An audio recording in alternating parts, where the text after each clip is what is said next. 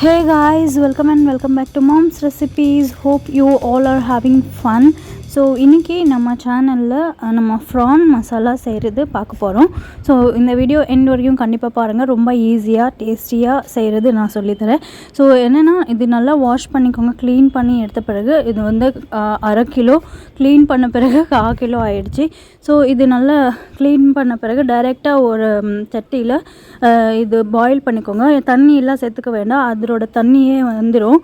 So அதில் நீங்கள் கொஞ்சம் உப்பு அப்புறம் 1 ஸ்பூன் மஞ்சள் தூள் சேர்த்திட்டு அது நல்லா அந்த தண்ணி போகிற வரைக்கும் நல்லா அது குக் பண்ணி எடுத்துக்கோங்க.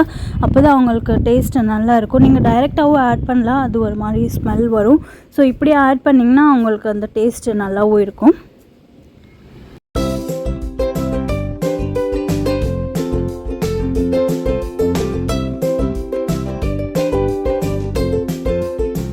ஸோ அது நல்லா பாயில் ஆகிடுச்சி.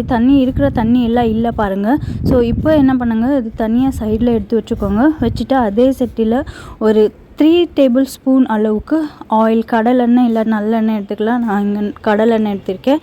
அப்புறம் 1 ஸ்பூன் வெந்தயம், அப்புறம் 1 ஸ்பூன் பூண்டு பேஸ்ட் எடுத்துக்கோங்க. இஞ்சி இதுக்கு ஆட் பண்ணால் டேஸ்ட் நல்லா இருக்காது, நீங்கள் தேவைப்பட்டால் ஆட் பண்ணிக்கலாம். அப்புறம் இங்கே 3 வெங்காயம் வந்து ஃபைனலி சாப் பண்ணி எடுத்திருக்கேன். நல்ல சின்னதாக கட் பண்ணி எடுத்திருக்கேன். ஸோ அதையும் சேர்த்துக்கோங்க. சேர்த்திட்டு அது வந்து கண்ணாடி பதத்துக்கு வர வரையும் நல்லா ஃப்ரை பண்ணிக்கோங்க.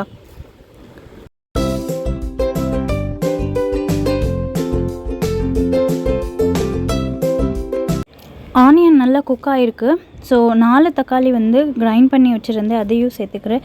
சேர்த்துட்டு இந்த ஸ்பைசஸ் எல்லாம் ஆட் பண்ணிக்கோங்க. இங்கே வந்து 1 ஸ்பூன் பெப்பர் பவுடர், 2 ஸ்பூன் மிளகாத்தூள் வந்து கொஞ்சம் நல்லாவே தூக்கலாக போடுங்க, நல்லா இருக்கும் டேஸ்ட்டு.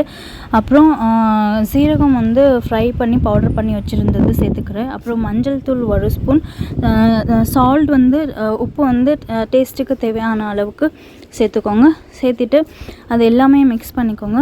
மிக்ஸ் பண்ணிவிட்டு அது ஆயில் விடுற வரைக்கும் நல்லா குக் பண்ணிக்கோங்க. இது இப்போ நல்லா குக் ஆகி தொக்கு மாதிரி ஆகிருக்கு பாருங்கள். ஸோ அதில் நம்ம குக் பண்ணி வச்சுருந்த ப்ரான் சேர்த்துக்கோங்க. சேர்த்துட்டு உங்களுக்கு எவ்வளோ தண்ணி தேவைப்படுதோ அவ்வளோ தண்ணி நீங்கள் சேர்த்துக்கோங்க. இது மசாலா சொல்கிறதுனால நான் கம்மி தண்ணி தான் இங்கே சேர்த்துருக்கேன். நீங்கள் இது கிரேவி மாதிரியும் நீங்கள் செஞ்சுக்கலாம், நல்லாயிருக்கும். ஸோ இது நல்லா ஒரு 5 to 6 மினிட்ஸ் வரைக்கும் குக் ஆகட்டும். இப்போ கொஞ்சம் டாப்பில் கொஞ்சம் மல்லி, லாஸ்ட்டில் கடைசியாக கொஞ்சம் மல்லி போட்டுக்கோங்க. அவ்வளோதான், இது சர்வ் பண்ணுறதுக்கு ரெடியாக இருக்குது. இந்த வீடியோ பிடிச்சிருந்தா கண்டிப்பாக என் சேனலுக்கு சப்ஸ்கிரைப் பண்ணுங்கள். அப்புறம் என் வீடியோஸ் எல்லாம் உங்கள் ஃப்ரெண்ட்ஸ் அண்ட் ஃபேமிலியோட கண்டிப்பாக ஷேர் பண்ணுங்கள்.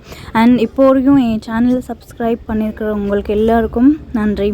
Thank you so much. Have a good day. Bye. Take care.